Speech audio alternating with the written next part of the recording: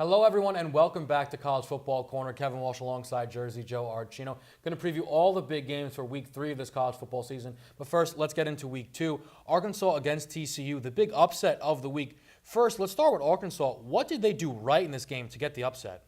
Well, I think hat's got to go off first to Brett Bielema. Obviously, he's building a program here, and it's something that's very difficult to do, to come in and really launch the program from nothing. And really, he started this program, and now they're building in the right direction. A lot of times, you'll see a coach, they'll come in, and the losses will come, and they'll pile up, but the wins continue to build, and I think that's exactly what you're starting to see from Bielema. He's putting his fingerprints on this program. It's finally coming into fruition. I think for a long time, defense was at the mantra of what he wanted to do, and now the offense is catching up to him. On the other side of things, TCU, Week 1, we were both very unimpressed. Against an FCS team, gave up a whole bunch of points. They now come into Week 2 as unimpressive, and they take a big loss here. This is really going to hurt them moving forward for the rest of their season. What went wrong for the Horned Frogs? Well, I think we can look at this and we can learn a very valuable lesson here. It's being dumb. It's always going to lose you football games. I think Kenny Hill obviously is the main reason for that with his throat slash. And obviously, you get excited when you score a touchdown, but I'm not sure a throat slash is exactly what you need to really convey the thrill of scoring that touchdown. And look, TCU, they got back in that game. They put up 21 points in the fourth quarter to even get in this and make it a ball game. But it's just one of those things where Kenny Hill has that talent, but don't be dumb, and you're going to win more football games. I think that's as easy as you can say it for TCU, honestly. TCU unimpressive. Tennessee, though, pretty impressive. Again, Week 1 for them was almost disastrous with a loss to Appalachian State. They obviously, though, sealed the deal there, got an overtime win. They bounced back, though, and a big win for them over Virginia Tech. Does this kind of have you feeling more confident on Tennessee moving forward?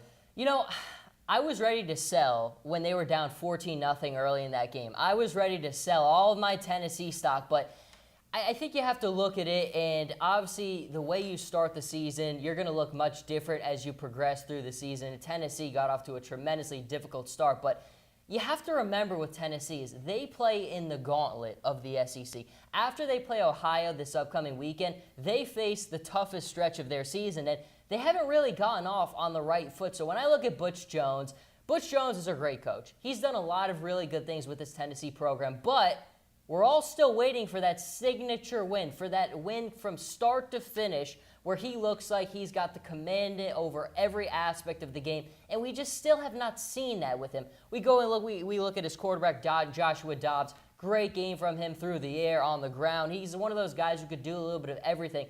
The only problem with him is that consistency factor. Sometimes he's not able to put together strings of consecutive good passes, and Tennessee will only go as far as their quarterback can take them, and I'm still not 100% sold on this Tennessee team. Okay, fair enough. Now let's dive into the meat of this week. Let's go. Week 3, all these previews. We'll start it off FSU against Louisville, the ACC matchup. Who do you have? Very, very tough road game. Obviously, Lamar Jackson has been one of the biggest names in college football this season. The numbers he has put up, video game type in every single way.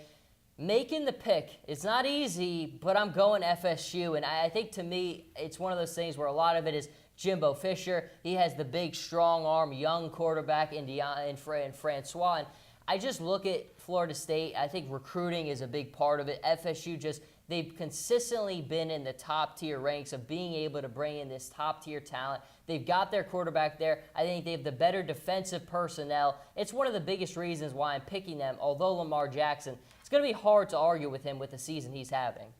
I'm not going to argue with them. I'm going with Louisville. Lamar Jackson, when you look at him, you said video game type numbers. It's video game type moves. He's easily into this Heisman conversation. I think he puts himself higher up into that conversation with a statement win against FSU. One of the big reasons is I do think that Francois of FSU is going to be a very good quarterback, but a big test on the road. I'm not going to favor him in this one. I think the veteran Jackson is going to pull out this victory for Louisville. Now, another big game on the slate. Alabama against Ole Miss. Ole Miss has had Alabama's number these past 2 seasons, and nobody ever seems to have Alabama's number. Does Ole Miss get this one again? Well, here's a little thing just to put it all in perspective. Hugh Freeze, the head coach for Ole Miss, is trying to become the first coach to beat Nick Saban in 3 consecutive matches. That's not something that happens a lot and I don't think it will happen this time. I look at Alabama, and this game reminds me a lot of the Texas A&M Alabama rematch from just a couple seasons ago, back in the Johnny Manziel days when he was doing good things in college football and, not doing stupid things outside in the real world. But I just look at this game, and I think the biggest factor for this is Jalen Hurts. Nick Saban has a big, strong-arm quarterback. He didn't have him. At this point last season, it was week 3, and Alabama lost to Ole Miss. And I think the biggest part of that was they didn't have that confidence at the quarterback position. When I look at this team now, yeah, the offense hasn't been perfect, but Jalen Hurts has shown that consistent ability to throw the deep ball. I think Saban has much more confidence in him, and I think that's probably the biggest reason I'm going with Alabama to get the win here. For me, this is not only a big matchup for Alabama. This is a big matchup for the SEC. I told you after week 1, I really only felt comfortable with Georgia and Alabama. Last week, Georgia didn't look very good in an easy matchup. To me, Alabama should destroy the rest of the SEC, considering how they've performed so far. That's what I'm going with. But I'm going to have a close eye on this one, because if Alabama lets this one slip again, then the SEC may really have a quick fall from grace as this elite Power 5 conference, but I do think that Alabama does grab a big victory here that will keep them at that top spot. Another SEC matchup, Texas A&M, who has been very impressive so far, against Auburn, whose struggles have dated back to last season. It has been tough almost since the post-Cam Newton era. A big win for Auburn on the books here, or does Texas A&M continue to roll?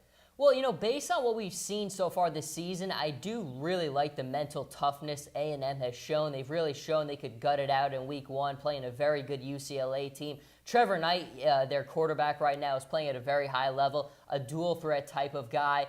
But I think all eyes, of course, have to be on the Auburn Tigers being at home here. Their defense is revamped. It looks much better, but no one watches Auburn for the defense. Everyone watches Auburn for Gus Malzahn and his patented offense. And the offense certainly did look much better last weekend, and Shaun White obviously is the quarterback moving forward for Auburn. The question for him, though, is this is going to be his first big test. We're going to know now the real deal. Is Auburn's offense better? Is Gus Malzahn the offensive genius we think he is? I do think they pull out the win here at home, primarily because that defense is much better, and I do think Shaun White has that better passing element than one of the better passes we've seen under Gus Malzahn. Yeah, I have to agree. I have Auburn here. Rarely do you gain confidence from a loss, but their week 1 loss to Clemson for me was a really encouraging sign, where they were using all these quarterbacks and things weren't flowing well, but they still put up a very good game. Auburn is a really tough place to win, and now with, I think, the stability that they have at quarterback, I think Auburn does get a much-needed victory here to put them on the right track. Mississippi State, LSU. Mississippi State has been really bad so far. LSU, though, they need a big win. They need a big Leonard Fournette day. Are they going to get it?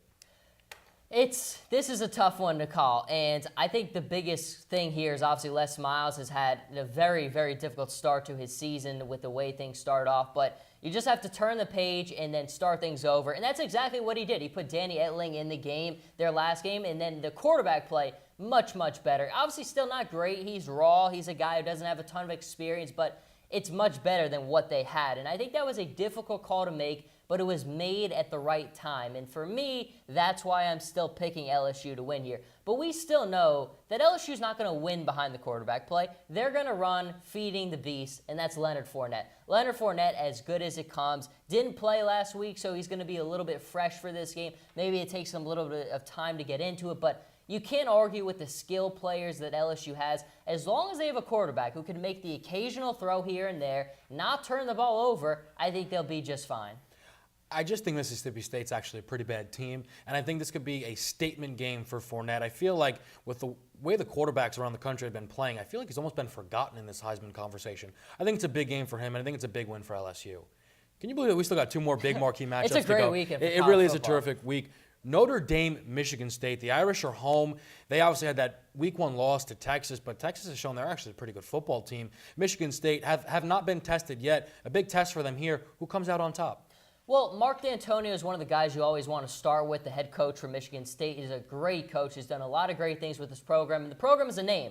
But that name doesn't really carry that much weight so far this season. I just haven't seen anything from Michigan State that would suggest they're going to go into Notre Dame and defeat them, because Notre Dame offensively is one of the best teams in the country. DeShone Kizer, what he has done, I mean, there are people in NFL circles talking about this guy as being one of the next great quarterbacks to come into the league. So I look at him, the poise he's playing at. Yeah, the loss against Texas. Texas football is back. So don't let that hold anything against Notre Dame. We know Michigan State's defense is good, but Notre Dame has the offensive firepower. They get it done pretty easily here.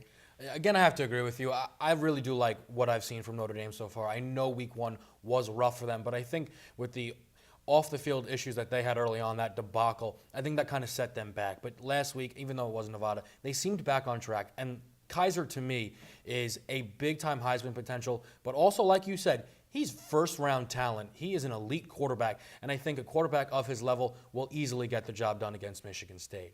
The last game here, maybe the best game of the week, Ohio State, Oklahoma. Oklahoma, clearly not my favorite team. It's just how it's been since last year. But they're home this week against Ohio State.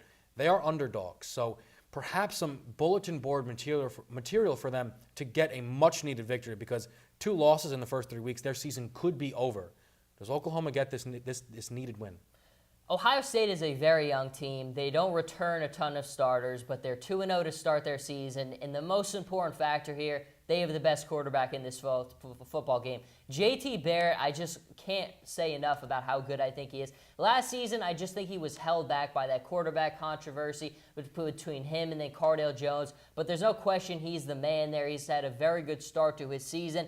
And I think aside from the quarterback element, it's a head coach battle. Urban Meyer is the best in the country. Nick Saban's great. Les Miles is great. There's a lot of great coaches, but Urban Meyer is the best in the business. And I think when you combine the factors of the best quarterback on the field with the best coach on the field, I'm going with him. And obviously Bob Stoops is a great coach in his own right, but I think you have to look at their loss to open the season against Houston, question their mental toughness, and if they can't defeat Houston, why in the world would I pick them to beat Ohio State?